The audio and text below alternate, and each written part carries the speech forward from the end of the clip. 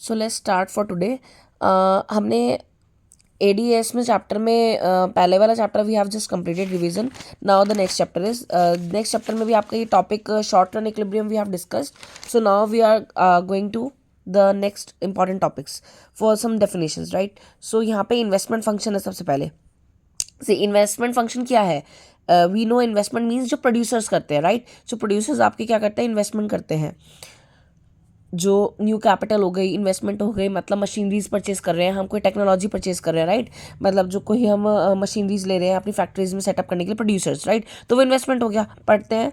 Investment refers to the expenditure incurred और on creation of new capital like machinery, building, equipment etcetera which leads to increase to production capacity of an economy. Yes, of course, यही बताया मैंने आपको क्या कि investment का मतलब क्या होता है? जब हम कोई लाखों में, करोड़ों में बहुत बड़ा बड़ा इन्वेस्टमेंट कर रहे हैं, लाइक हम कोई नई कैपिटल ला रहे हैं, पैसा लगा रहे हैं, या मशीनरीज लेकर आ रहे हैं, बिल्डिंग बना रहे हैं, इक्विपमेंट नए नए ला रहे हैं, ठीक है, जिससे हमारी प्रोडक्शन कैपेसिटी इंक्रीज होती है, उसको बोलते हैं इन्वेस्टमेंट, राइट। ये दो टाइप्स के होते हैं। क्या? Autonomous and induced. ऑटोनोमस का मतलब मैं पहले भी बता चुकी हूँ क्या होता है ऑटोनोमस का मतलब। ऑटोनोमस मतलब fix, right, same amount. Like आपकी कोई इन्वेस्टमेंट है पर्टिकुलरली, हमारा हम जो है कि कितनी भी इनकम बढ़ती जाए प्रोड्यूसर्स की, बट वो इन्वेस्टमेंट कितनी रखती है? सेम रखते हैं, बिल्कुल कोई अफेक्ट नहीं होती इनकम बढ़ने से, उसको बोलते हैं ऑटोनोमस। इंड्यूस्ड होती है जैसे इनकम बढ़ी वैसे आपने इन्वेस्टमेंट बढ़ा दी, उसके ऊपर डिपेंड करता है, ठीक है, उसको इंड्यूस्ड बोलते हैं। पढ़ते हैं इसको भी एक बार। ऑटोनोमस क्या है? It refers to the investment which is not affected, यहाँ अफेक्टेड है, affected by changes in the level of income and is not induced solely by profit motive. Obviously, मतलब मैंने यही तो बताया। ऑटोनोमस मतलब जब आपकी इन्वेस्टमेंट जो है वो इनकम के चेंज होने से, लेवल ऑफ इनकम कोई भी हो, मान लिया पहले फॉर एग्जांपल 100 करोड़ थी इनकम, या 50 करोड़ थी, या 10 लाख थी, उस टाइम पे भी इन्वेस्टमेंट जितनी थी, मान लिया 40 लाख, तो आगे भी इनकम बढ़ने पे उतनी ही रहेगी। तो ये है उनका मेन, प्रॉफिट मोटिव नहीं होता उनका, सिर्फ इतना होता है कि वेलफेयर करना है सोसाइटी का। तो ये कौन करता है? Generally done by the government, right. Graph ये है इसका, कर्व जो होता है ये यहाँ पे इनकम शो करते हैं, ठीक है, यहाँ पे इन्वेस्टमेंट हो गई। तो देखना एक्स एक्सिस पे इनकम और वाई एक्सिस पे आपका इन्वेस्टमेंट। तो देखो, अगर आपकी जीरो इनकम थी तो भी इतनी इन्वेस्टमेंट, अगर आपकी वाई थी Y1 या वाई डबल डैश कह दो तो तब भी इतनी इनकम, या Y1 थी तब भी इतनी इन्वेस्टमेंट, सॉरी, और इनकम वाई मतलब इनकम, और अगर वाई डैश ट्रिपल डैश थी यानी कि इनकम इतनी थी तो तब भी इतनी इन्वेस्टमेंट। तो पैरेलल बनती है कौन सी इन्वेस्टमेंट? ऑटोनॉमस, क्योंकि ये सेम लेवल रहता है, right. Now next topic, induced. It refers to the investment which depends on the profit expectation and is directly influenced by income level. Yes, मैंने बताया था यही कि वो इन्वेस्टमेंट जो आपके डिपेंड करती है डायरेक्टली प्रॉफिट एक्सपेक्टेशन पे। अगर हम प्रोड्यूसर्स चाहते हैं प्रॉफिट ज़्यादा से ज़्यादा, तो जितनी नंबर ऑफ लेवल उनका इनकम का बढ़ता रहता है, वो उसी के अकॉर्डिंग इन्वेस्टमेंट भी बढ़ाते रहते हैं, ठीक है। It is generally done by private sector. ये कौन करता है? जनरली आपका प्राइवेट सेक्टर करता है, क्योंकि प्राइवेट सेक्टर का मेन मोटिव ही क्या होता है? प्रॉफिट कमाना, राइट। तो डायरेक्टली इन्फ्लुएंस होता है ये आपका किससे?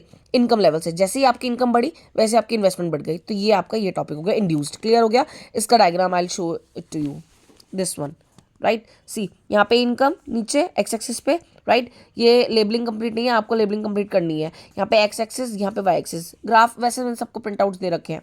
ये इन्वेस्टमेंट, सी, जीरो इनकम थी तो इतनी इन्वेस्टमेंट थी, एम, ठीक है। फिर ठीक है ना, इतनी हुई तो इतनी हो गई, अब इनकी इतनी इनकम हुई तो इतनी इन्वेस्टमेंट हो गई, बढ़ गई ना, जैसे ही इन्वेस्टमेंट बढ़ी, सॉरी, जैसे ही इनकम बढ़ी वैसे ही आपकी इन्वेस्टमेंट बढ़ गई, M1 होगी, राइट। तो ये इसका कर्व बनता है इन्वेस्टमेंट का। क्लियर हो गया? नाउ नेक्स्ट डिफरेंस है आपका ऑटोनॉमस और इन्वेस्टमेंट का, पढ़ के जरूर जाना, इंपॉर्टेंट है, एटलीस्ट पता होना चाहिए। सिंपल है, पहले तो ऑटोनॉमस और इंड्यूस्ड ऐसे लिखेंगे यहाँ पे बेसिस। तो यहाँ पे मीनिंग, अगर कभी भी डिफरेंस आता है, वैसे अब आएगा नहीं, अगर आता है डिफरेंस तो ऐसे ही बनाएंगे, बेसिस एंड दोनों जो डिफरेंस के हैं वो मीनिंग में दोनों के डेफिनेशन आ जाएंगी। ये क्या है? ऑटोनॉमस, अभी बताया मैंने आपको, ऐसी इन्वेस्टमेंट जो आपके लेवल ऑफ इनकम में चेंज होने की वजह से इंड्यूस नहीं होती, चेंज नहीं होती, अफेक्ट नहीं होती, जिसमें उनका सोशली जो है प्रॉफिट मोटिव नहीं होता, राइट। इंड्यूस क्या है? वो इन्वेस्टमेंट जो डिपेंड करती है प्रॉफिट एक्सपेक्टेशन पे और डायरेक्टली इंड्यूस यानी कि अफेक्ट होती है इनकम लेवल से। जैसे इनकम बढ़ेगी वैसे आपकी इन्वेस्टमेंट बढ़ जाएगी, राइट, वो इंड्यूस्ड हो गई। Next, motive. ऑटोनॉमस में मोटिव सोशल वेलफेयर होता है, क्योंकि प्रॉफिट के लिए नहीं होती, पहले बताया था। इंड्यूस्ड में मोटिव क्या है?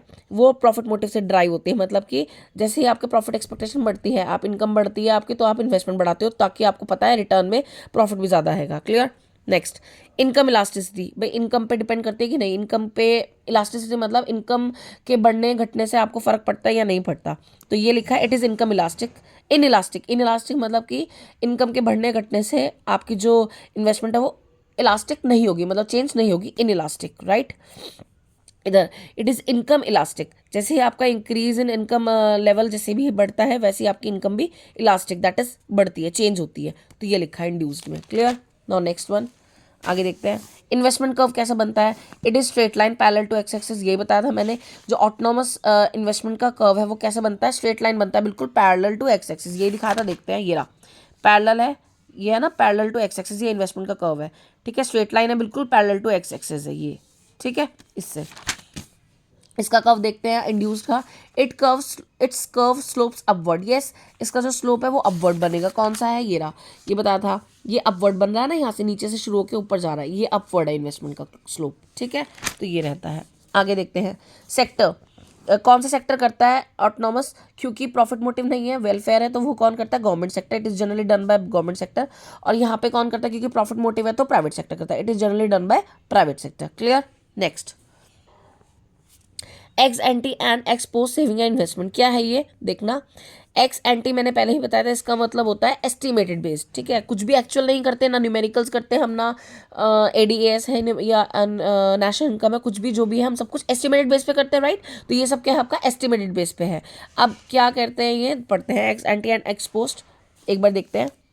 और ये प्लान्ड होता है। एस्टिमेटेड हम क्या करते हैं भाई, हमें आगे का अपना प्रॉफिट देखना है या अपना बिजनेस को देखना है, कितनी इन्वेस्टमेंट करनी है, कितनी सेविंग्स करनी है या कितना कुछ होना है, तो वो सब पिछला देख करके चलते हैं और उसके हिसाब से हम आगे प्लान करते हैं कि कितना हम आगे डिमांड करने वाले हैं, एग्रीगेट डिमांड कितनी होगी या कितनी होनी चाहिए या कितना एग्रीगेट सप्लाई होना चाहिए, तो वो ये है।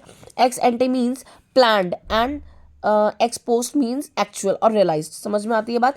एक्स एंटी का मैंने बताया था एस्टिमेटेड, दैट इज प्लान, जो हम प्लान करेंगे कि इतना इतना होना चाहिए। एक्स पोस्ट यानी कि जितना हो चुका है एक्चुअल में, राइट, जो रियलाइज हो चुका है, मतलब हमने प्लान तो किया था, मान लो 10 करोड़ का एडी एग्रीगेट डिमांड हुई, ज़्यादा हो गई, तो एक्चुअल में वो उसको बोलते हैं एक्स पोस्ट। क्लियर। यहाँ पे सेविंग और इन्वेस्टमेंट की बात कर रहे हैं। क्लियर हो गया। Ex ante means plan and ex post, याद रखना, पोस्ट मीन्स एक्चुअल और रियलाइज्ड।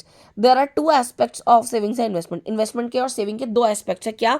एक तो ex ante saving and ex ante investment, दूसरा ex post saving and ex post investment, मतलब planned saving and planned investment, यहाँ पे actual saving and actual investment. Clear हो गया। पढ़ते हैं। एक्स एंटी सेविंग्स क्या होते हैं? That is planned one, right. Ex ante savings refers to the amount of savings which households planned to save at different level of income in the economy, it is given by the saving function. Obvious है, saving function से पता लग जाएगा हमें, है ना। हम क्या कर रहे हैं इसमें, जो जितने भी हाउस होल्ड हैं पूरी इकोनॉमी के, वो सारे अपने अपने different different level of income पे जो जो प्लान कर रहे हैं सेविंग करने का, उसको बोलते हैं amount of savings, that is planned, ठीक है। तो वो हो गए एक्स एंटी सेविंग्स, जो प्लान कर रहे हैं सेविंग करने का। क्लियर। आगे देखते हैं। ऐसे ही एक्स एंटी इन्वेस्टमेंट, इन्वेस्टमेंट कौन करता है? ऑब्वियसली प्रोड्यूसर्स करते हैं, राइट। तो it refers to the investment which firms planned, firms आ सकता है या फिर प्रोड्यूसर्स आएगा, planned to invest at different level of income in an economy, it is determined by investment demand function. Obviously, ठीक है। क्या? जो इन्वेस्टमेंट, जो प्रोड्यूसर्स हैं, जो फर्म्स हैं, बिजनेस फर्म्स हैं, वो जो प्लान कर रहे हैं क्या करने के लिए, डिफरेंट लेवल ऑफ इनकम जो भी है उनकी इकोनॉमी में, उसके हिसाब से वो जो भी इन्वेस्टमेंट करने का प्लान कर रहे हैं उसको बोलते हैं ex ante investment, right, planned. एक important note, when planned saving is equal to planned investment is said to be an equilibrium, obviously s is equal to i approach करवाई थी मैंने आपको। एस आई अप्रोच क्या होता है उसमें, जब आपका ए डी एस इक्वल होता है, जिसमें हम एस में वाई रखते हैं और ए डी के कंपोनेंट में C plus I, right, and Y में हो जाता है सी प्लस एस, ठीक है। तो सी से सी कट गया, एस इज इक्वल टू आई, तो वो है ये, जब आपका जितना प्लान कर रहे हैं सेविंग करने का और वो इक्वल हो जाए आपके उतनी प्लान इन्वेस्टमेंट से जो आप सोच रहे हो इन्वेस्ट करने का, उसको इक्विलिब्रियम बोलते हैं। क्लियर। इंपॉर्टेंट है ये। आगे इसके बेस पे क्वेश्चन आ सकता है एक, ठीक है, 1 मार्क में। एक्स पोस्ट सेविंग देखते हैं क्या होती है, जो एक्चुअल में रियलाइज हो गई। It refers to the actual saving in an economy during the year, पूरे साल में जो हम एक्चुअल सेविंग कर चुके हैं अब, तो वो है। It is the sum total of planned saving and unplanned savings, यही है। प्लान मतलब जो हमने प्लान की, राइट। जो हमने प्लान की थी कितनी सेविंग्स होगी और एक्चुअल में क्या आ जाएगी, एक्चुअल में होगी जो बाद में हो चुकी, जो प्लान की थी सेविंग वो भी हुई है और जो अनप्लान की थी वो भी हुई है, उसको मिला करके टोटल क्या आ जाएगी, एक्सपोज सेविंग जो एक्चुअल में हो चुकी है, राइट। एक्सपोज सेविंग इन्वेस्टमेंट भी वही है, it refers to the actual investment in an economy during the year, पूरे साल में जो एक्चुअल इन्वेस्टमेंट की है प्रोड्यूसर्स ने, सारे प्रोड्यूसर्स ने मिलकर के, उसको बोलते हैं।